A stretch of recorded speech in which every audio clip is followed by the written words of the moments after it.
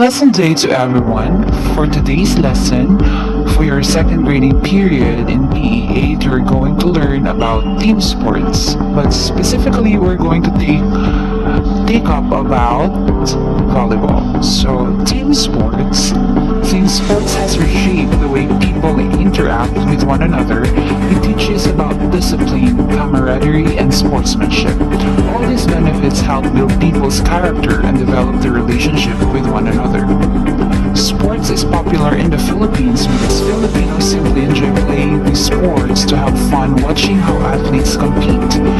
There are 5 major team sports in the country, and those are baseball, softball, football, soccer, basketball, and volleyball. Playing team sports develops friendship and promotes learning from each other's mistakes among the members of every team. They learn how to accept defeat and knowledge that the other team is better than them, so they are challenged. Players learn firsthand on how to achieve success through hard work. Let's talk about volleyball. First, the history of volleyball. Volleyball was invented by William G. Morgan, February 9, 1895. It was first known as mintonet, and the game derived from tennis and handball, and this game was designed to be a combination of basketball, baseball, tennis, and handball. The first volleyball net was borrowed from tennis, and that was only 6 by 6 inches high. The offensive style of setting and spiking was first demonstrated in the Philippines in 1916. Over the years that followed, it became clear that standard rules were needed for tournament play, and thus the USVBA, or United States Volleyball Association, was formed in 1928. How to play volleyball, or the basic things to know before playing volleyball. How to play: first, you need to know that you need to achieve the score of 25 points first. Points are scored by winning the rally. One way to win the rally is by spiking the ball to the floor of the opponent's court. There are many other ways to win the rally. Here are some. We have hitting the ball off the opponent in the way that the ball isn't retrievable. The opponent not being able to return a spiked ball across the net successfully. The opponent volleyball spiking the ball out of bounds. Serving the ball so tough so it can't be returned. Okay, for the equipments used in volleyball, we have first your ball, and this ball is made of a mixture of leather and rubber. It has a circumference of 65 to 67 centimeters and weighs 260 to 280 grams. In terms of the net and pole, according to the FIVB, the net should be placed vertically over the center line, whose top is set at the height of 2.43 meters for men and 2.24 meters for women. Its height is measured from the center of the playing court.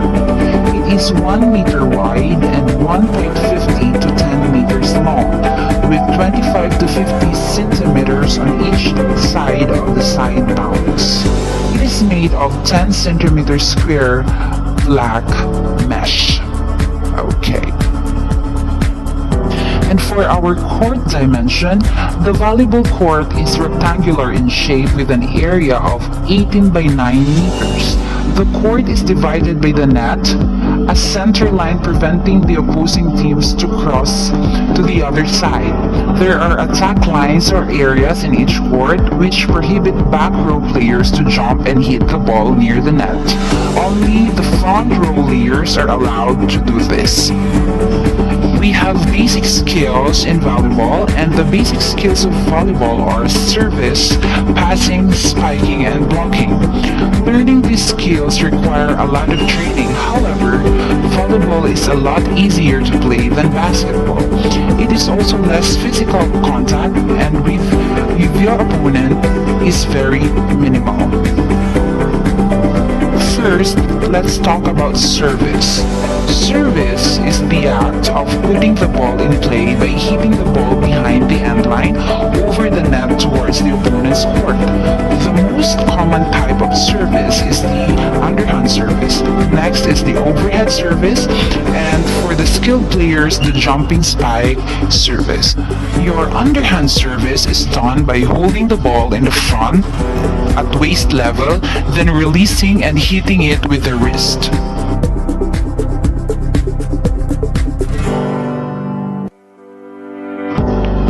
While your overhead service is done by holding the ball overhead, then throwing it upward and hitting it with the base of the palm or the inside portion of the wrist.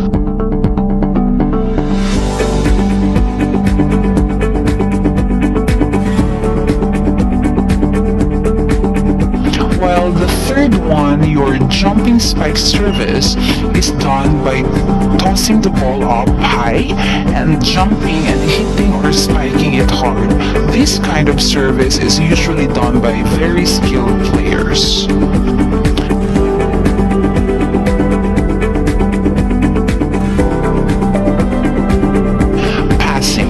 Passing an act of passing the ball towards the teammate or the opponent's court.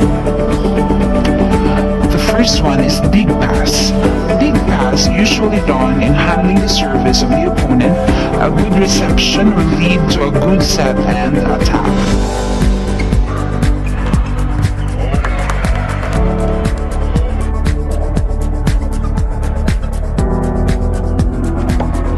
While our second one, the toss or set, is also known as the second contact, usually done by the team's tosser. A good and accurate toss will result to a good spike or hit. Spike, also known as the attack, the third and the final touch that is usually strong and sharp, making it difficult for the opposing team to defend their court.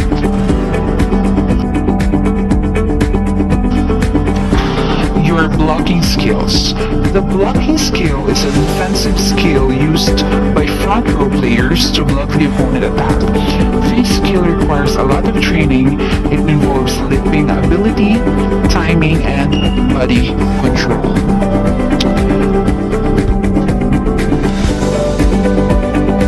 Take note that volleyball is a team sport that can be played by family members also. It is an activity that promotes physical fitness and bonding among family members and can be played in an open field, vacant lot, or even in the beach.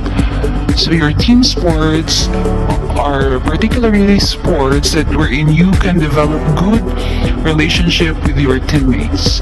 Especially at this moment when we are having our pandemic, you need to find your ways to do this. You can also use your team sports, specifically your volleyball, as your way of recreational activities and your ways to have your bonding with your family. So I think for today's lesson, volleyball lesson, first by skills and the first important informations you need to know about volleyball.